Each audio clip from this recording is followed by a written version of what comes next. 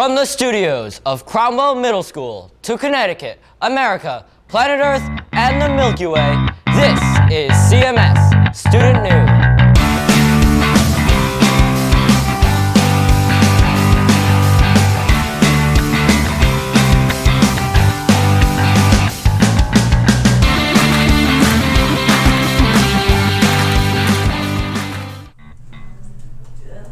Good morning, CMS. I'm Katie. And I'm Melissa. This is the final CMS student news of the 2017 to 2018 school year. It has been taken over by the 7th grade. Every year in June, the 8th graders write speeches in LA. The students can write about whatever they want. The teachers then select the top speeches and read at the speech of house. Tell us about your speech topic and why you chose it.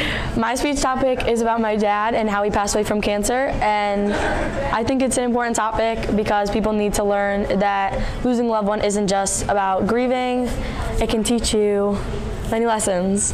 I'm here with Mira Abdelghani. Tell us about your speech topic and why you chose it. So I chose to write about my mom and her breast cancer story because it's not something I talk about that often, and I just wanted to express my feelings. My speech topic was bullying and how it affects people.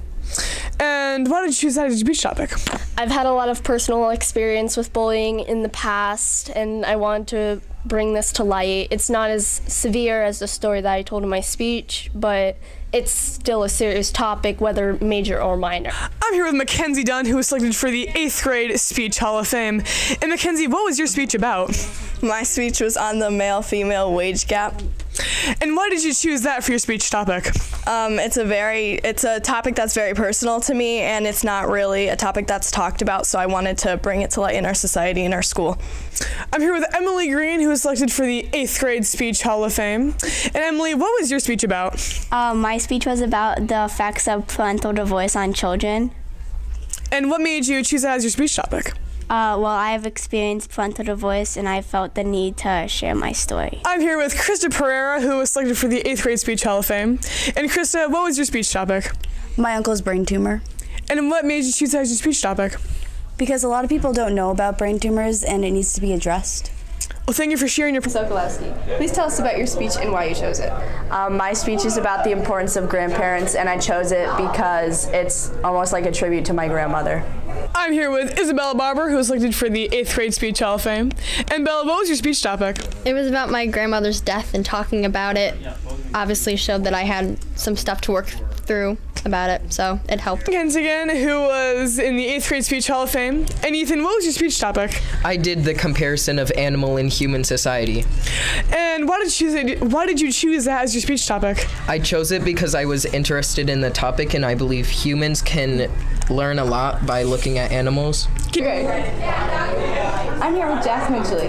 Please tell us about your speech topic and why you chose it. My speech topic is mercury poisoning, and I chose it because it's really near and dear to my heart because my mother has it, and I just want everyone to know what it is.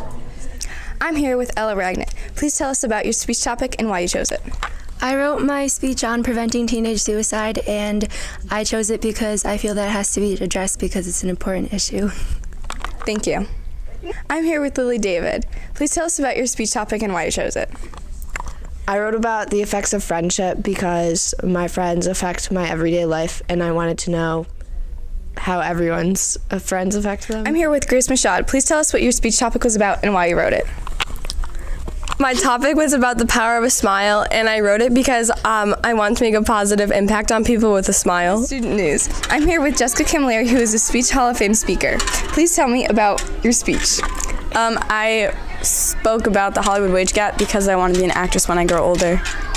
Thank you. Last Thursday, the seniors from Cromwell High School had their annual walk through the schools to see their previous teachers and classrooms. The seniors will be graduating tonight at Cromwell High School. Congrats to the class of 2018. We will wish them luck in the future. In other news, 7th graders on Team 1 have been working with Mr. St. Ange to remodel the courtyard. The students have been researching the prices of flowers, trees, and even fountains. Take a look. So this project is our last culminating activity for social studies. It's pulling together math, science, social studies, skills all together in order to build our courtyard, because let's face it, 2 trees is boring. So we wanted to do something more. We've got groups over here putting in fountains, putting in flowers. Over here our groups are putting together tire seats. Over here we got benches. We put in a new garden bed with a fountain over there, more garden beds over there, and a pyramid structure garden beds over there. So all of it together, hopefully, will be something that we can be CMS pride.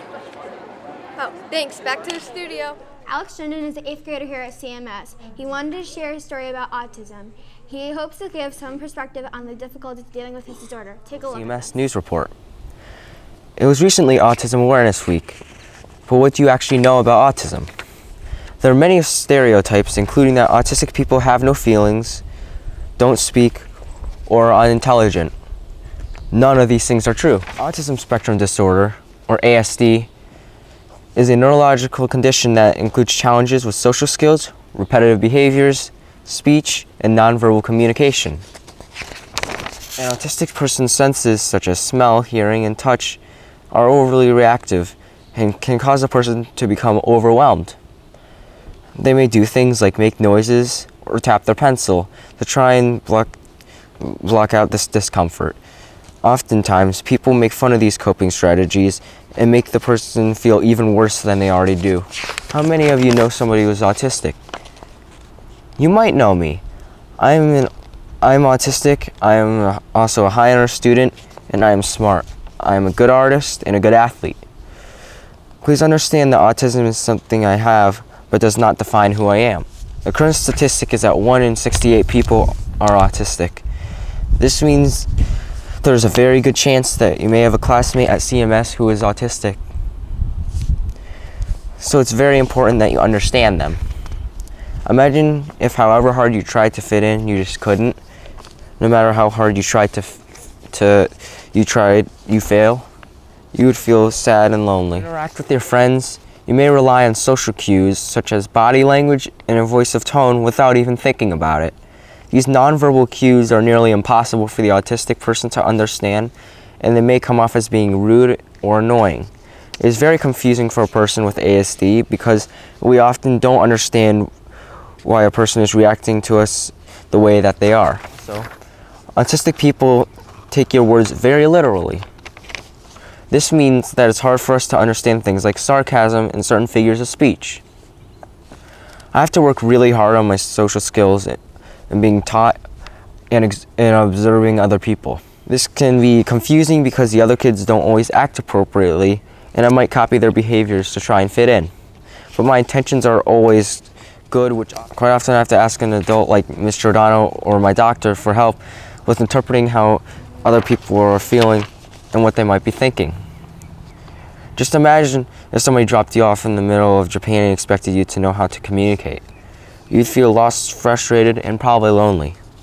I feel like this every single day. Since I moved to Cromwell in 6th grade, I was always known as the kid who no one wanted to be around. I was always the last one chosen on a team for a game. People would moan in frustration when I was put into their group. Nobody ever stood up for me and showed me any kindness. I could not figure out why people hated me so much. When I was diagnosed with autism, I thought to myself, why me? The cold-hearted truth hurt like pouring acid on an open wound. I felt a gaping hole in my soul growing where my confidence used to be. People often tell me that I was annoying. Is that all I am? How about my good qualities? When I interact with others, I end up feeling like I'm just a nuisance. Sometimes I even wonder if life is even worth living. For instance, a typical lunch usually goes like this. When I walk out of the lunch line, people stop, turn around, and look at me, hoping I won't sit there. When I reach the table, a girl slams her hand down on the table and says, "You're not sitting here. No one wants you here." Her eyes scorching with hate. Every day I see other students sitting and talking and laughing with their friends. I just want to have friends too. Everything is really hard for me most days. I don't even want to come to school. Sometimes I feel broken. Yes, you can make the difference. All it takes is one person to make a change. Don't just assume because somebody is different that they're not worth knowing and can't be a good friend. So you can do things like supporting the annual Greater Hartford Autism Speaks Walk, which recently occurred on June 3rd. This walk raised money for autism research, support, and awareness. Don't think that awareness is enough, though. It's the understanding and acceptance of autism people which we have to change. Thank you for your time. I truly believe you can make a difference and we can make CMS in the world a better place. I'm Zach Krampitz, and I'm here with Soleila Fontaine, and we're here to give shout-outs to all the teachers that are retiring this year.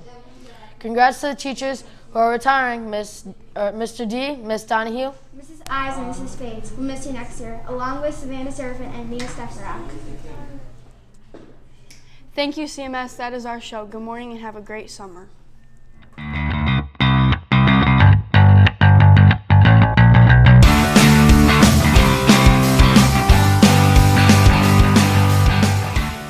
With CMS Student News, there's Mina and there's Elliot, and they were just playing this amazing game. It's called Penguin Tic-Tac-Toe, and it's very fun. Here you go, take a look. Catherine Maricini and Audrey. Thank you. No, back.